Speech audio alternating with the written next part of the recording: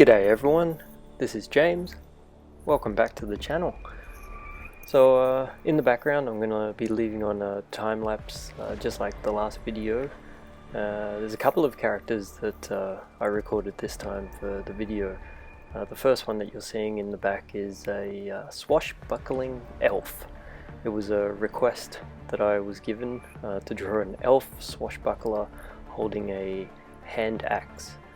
And there were some other specifics about the character as well: brown hair, pale skin, and I didn't really like how this one turned out, but it was fun to design anyway.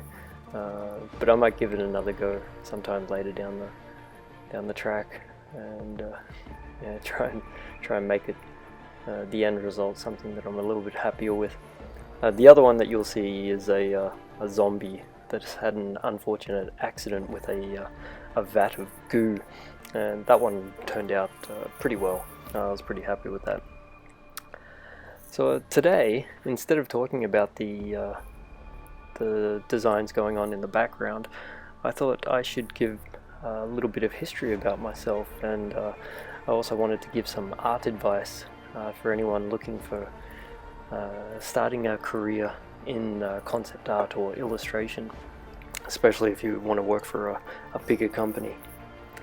So I've been working professionally as a concept design artist since 2008, and it's the usual story. I've been drawing pretty much all my life, and I actually bought my first Wacom tablet or Wacom tablet with the intent that I was going to be inking comics with it. And as I was looking for tutorials online, I ended up stumbling across conceptart.org and saw some of the work that was going on there, and I found that to be really interesting. And I actually then, I had the intent to be a environment design artist. I really liked the environment work, and a lot of the people that were on concept art at the time were people like Sparth, Nicolas Bouvier, David Levy, who's Vile, even Craig Mullins, and a lot of them were doing amazing environment work, and so I was kind of getting into that. And it wasn't actually until I got my first job. It was working for a small company that were making it was a multiplayer, online multiplayer game that was going to be published by Valve, and they wanted me to design their characters for them.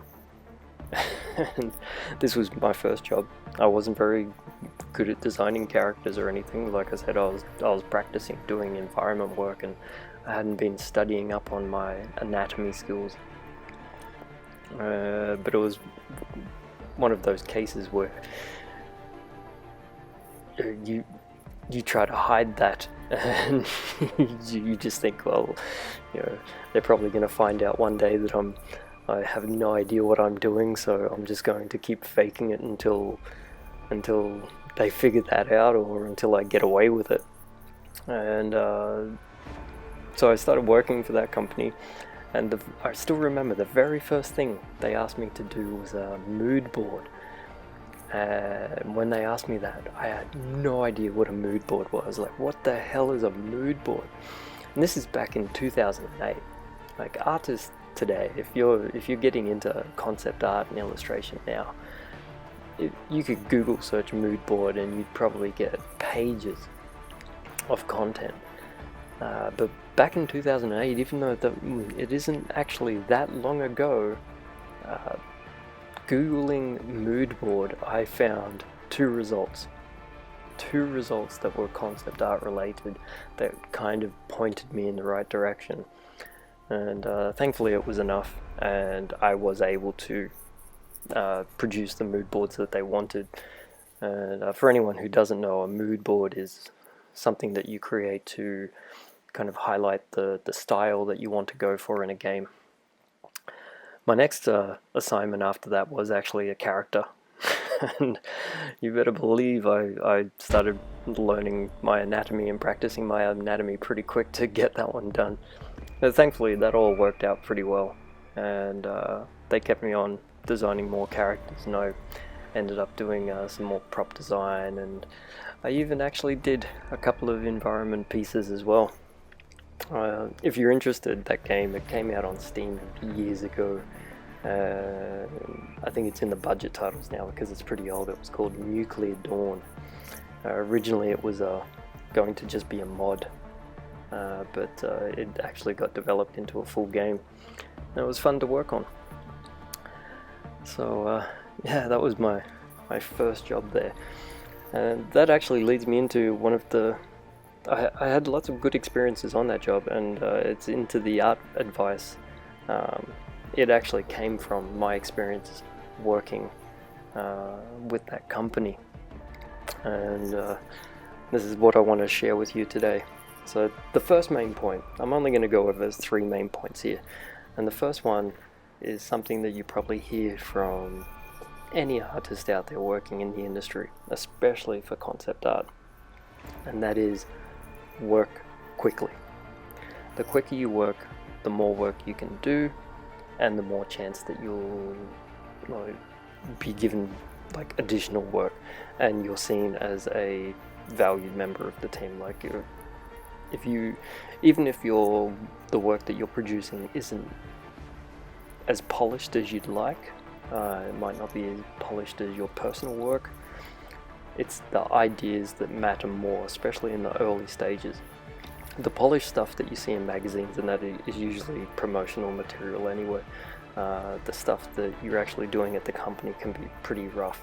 So you want to get the good ideas out quickly and not just focus on drawing like, someone's nose or something and getting that right. It just doesn't matter in the beginning. So work quickly. The second piece of advice that I picked up was, it's a pretty common one. You shouldn't need to be told, but just in case, be a team player. And that just means, be agreeable. If you need to make changes to anything, just be agreeable about it. Be friendly to everyone, and just try your best to